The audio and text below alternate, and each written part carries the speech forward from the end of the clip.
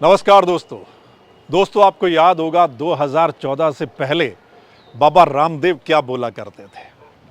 उस वक्त वो पेट्रोल डीजल के दाम की बात करते थे, काला धन की बात करते थे, रोजगार की बात करते थे। आजकल वो जिहाद की बात करते हैं। आजकल अपना प्रोडक्ट बेचने के लिए, अपना शरबत बेचने के लिए वो क्या कुछ बोल रहे हैं, थोड़ा हम आपको सुनाएंगे भी, क्योंकि थोड़े दिन पहले भी उनकी वीडियो आई थी और आज फिर एक वीडियो आई है और उसमें वो कौन से शब्दों का इस्तेमाल कर रहे हैं आपके लिए सुनना और जानना बेहद ज़रूरी है। वो हम आपको सुनाएंगे, लेकिन उससे पहले हम आपको बता दें कि 2014 से पहले बाबा रामदेव बोला करते थे कि अगर मोदी सरकार आ गई तो पेट्रोल के दाम 40-45 रुपये प्रति लीटर हो जाएंगे, डीजल के दाम 30-35 रुपये प्रति लीटर हो जाएंगे, गैस के दाम कम हो जाएंगे, करोड़ों युवाओं को रोजगार मिलेगा, काला धन देश में वापस आ जाएगा, लोगों के खाते में पैसा जाएगा। यही बोला करते थे ना। और सरकार के खिलाफ धरना प्रदर्शन भी खुलकर करते थे। लेकिन आजकल अगर वो सवाल बाबा रामदेव से किए जाए ना, कभी पेट्रोल डीजल के रेट पर बात कीजिए उनसे, कभी काला धन पर बात कीजिए, तो वो कन्नी काटते नजर आते हैं और वो ये कहते हैं कि भाई महंगाई हो गई है, थोड़ा कम खा लो, या सरकारों की मजबूरी है भाई इस तरीके का करना। ये वाली चीज़ें कह के वो बच निकलने की कोशिश करते हैं। दोस्तों आजकल वो अपना प्रोडक्ट बेचने के लिए, अपना शरबत बेचने के लिए एक ऐसे शरबत को जिहाद के साथ जोड़ रहे हैं जो शरबत सालों से हमारे देश में चल रहा है। उस शरबत के बारे में बोलते हैं कि ये शरबत जिहाद, थूक, ऐसे शब्दों का इस्तेमाल करते हैं। थोड़ा सुनिए फिर बात करते हैं। और 100% क्वालिटी, और इसमें किसी भी शरबत में कोई थूकने का और मूतने का कोई धंधा नहीं है।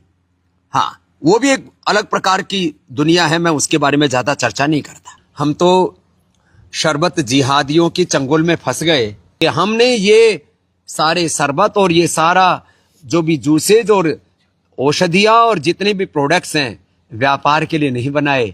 हमारे लिए देश एक परिवार है। पतंजलि के श्रेष्ठतम शरबत, पतंजलि के श्रेष्ठतम जूसेज आपके पास में उपलब्ध हैं, तो फिर ठंडा मतलब टॉयलेट क्लीनर और ठंडा मतलब शरबत जिहाद की तरफ आपको जाने की क्या जरूरत है।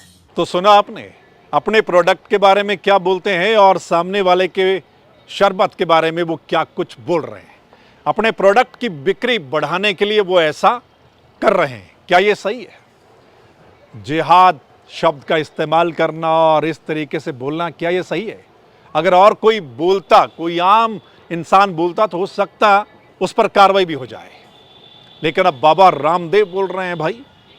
और बाबा रामदेव अपने प्रोडक्ट के बारे में बहुत कुछ बोलते हैं कि उनके प्रोडक्ट तो बहुत अच्छे हैं, पाक साफ हैं, बिल्कुल ठीक ठाक। लेकिन आपको याद होगा माननीय सुप्रीम कोर्ट में भी लिखित में उन्होंने दिया था कि 14 प्रोडक्ट की बिक्री पर रोक लगा दी है, क्योंकि 14 प्रोडक्ट के बारे में जो एडवर्टीजमेंट, मतलब गलत तरीके से एडवर्टीजमेंट किया गया था, जिसको लेकर 14 प्रोडक्ट की बिक्री पर रोक लगाना पड़ा था।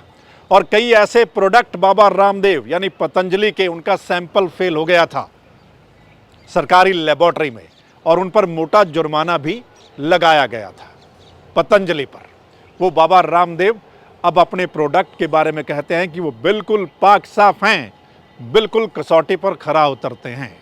दोस्तों बाबा रामदेव के प्रोडक्ट का कारोबार कितना बड़ा हो गया है ये भी आप देख रहे हैं और सुन रहे हैं। वो एक तरफ कहते हैं कि वो मुनाफा कमाने के लिए ये सब नहीं कर रहे हैं। कमाल है, उनकी कंपनी का मुनाफा आप देखिए कहाँ से कहाँ तक पहुँच गया। वो कहते हैं कि मैं तो देश सेवा कर रहा हूँ। मतलब उनका मुनाफा देखिए, उनका टर्नओवर देखिए और दूसरी तरफ उनकी बातें सुनिए। और अब ये जो बोल रहे हैं ये कितना सही है आप ही बताइएगा कि अपना शरबत बेचने के लिए दूसरे शरबत के बारे में ऐसा बोलना। आप ज़रूर बताइएगा, कमेंट करके आप अपनी राय दे सकते हैं। फिर मिलते हैं किसी और मसले के साथ, तब तक के लिए नमस्कार।